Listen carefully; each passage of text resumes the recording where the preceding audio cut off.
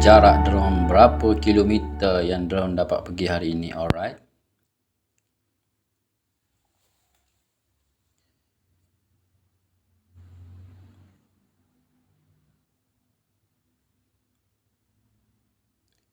Okey, kita telah menggunakan drone ini dah berapa bulan, so bateri dia dah kurang power sebenarnya untuk kita pergi lebih jauh.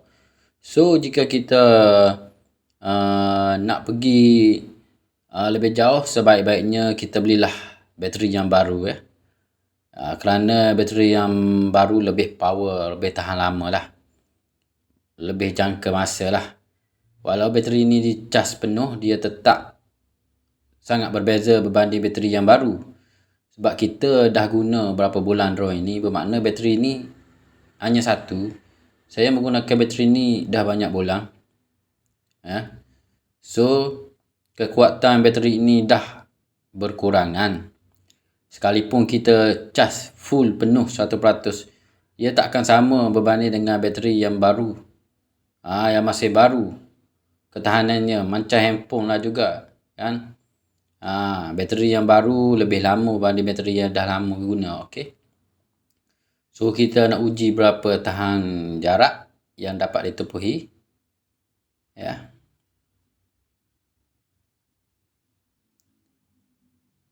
Bila kita menepi jarak yang jauh, biasanya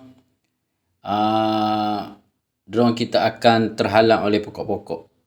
Ya, bila jarak dia sudah melepasi 1 kilometer, ia pasti akan terhalang oleh pokok-pokok. So kita dapat melihat signal itu berwarna kuning. Jika signal itu berwarna kuning bermakna signal itu terhalang oleh pokok. Dihalangi oleh pokok. So kita mesti menaikkan lagi drone kita lebih tinggi supaya kita dapat signal itu kembali berwarna putih. Makna kembali clear. So kita teruskan perjalanan. Jika signal kita masih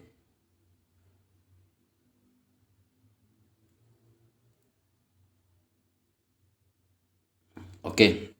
Nampaknya saya dah mencapai 2 kilometer lebih. So saya rasa saya tak maulah pergi lebih jauh kerana saya khawatir sebab bateri saya sudah lama digunakan kan. Kerana bateri drone ni dia hanya boleh digunakan berapa kali kita guna. So untuk pergi lebih jauh kita kena menggunakan bateri yang lebih baru. So baik saya patah balik, okey. Bukan bermakna saya tidak boleh pergi jauh, saya masih boleh pergi jauh. Segenap masih okey. Tapi syaratnya kita kena perlu lebihkan lebih tinggi. Makin jauh kita perlu lebih tinggi drone itu terbang. Supaya dia tidak terhalang oleh pokok yang berada jauh di sana. Kerana banyak pokok-pokok yang akan menghalangi drone kita, menghalangi signal drone kita, alright. Bila signal terhalang, gambar kamera akan terpadam, akan menjadi hilang. Jika hilang, kita jangan risau kerana itu drone tetap masih bergerak, masih signal drone mengawal drone tu masih boleh bergerak pergi ke depan walaupun kita tidak nampak. Tapi sebaiknya kita lebih baik kita return home lah. Kerana kita tak nampak nak tengok ya, di mana kita berada. Ya. So buang masa. So baik kita patah balik.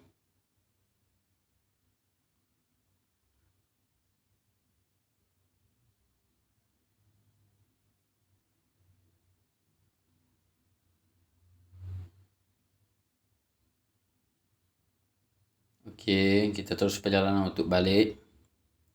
Okey, jika dari mula tadi kita bermula dengan 1 kilometer hingga sampai 2 kilometer, lebih berapa meter, dan kita akan patah balik, bermakna kita patah balik pun lebih kurang 2 kilometer seperti yang kita mula tadi, mana kita mendapat di sini 4 kilometer perjalanan drone ini.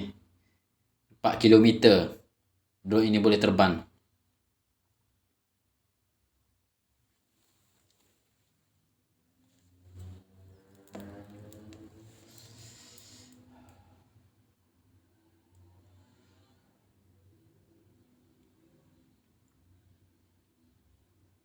Okey.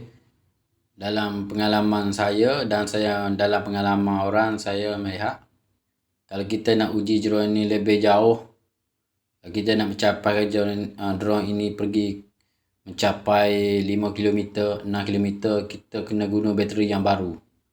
Baru kita boleh uji jarak 5 km atau 6 km lebih. Ya.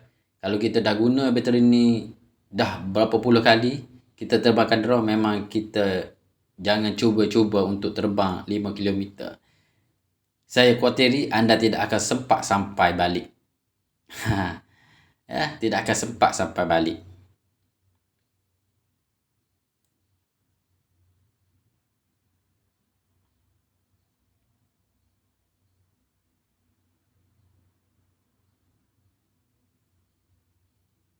Okey, setelah saya berjaya sampai dan turunkan drone, bermakna bateri saya sudah tinggal 2 bar.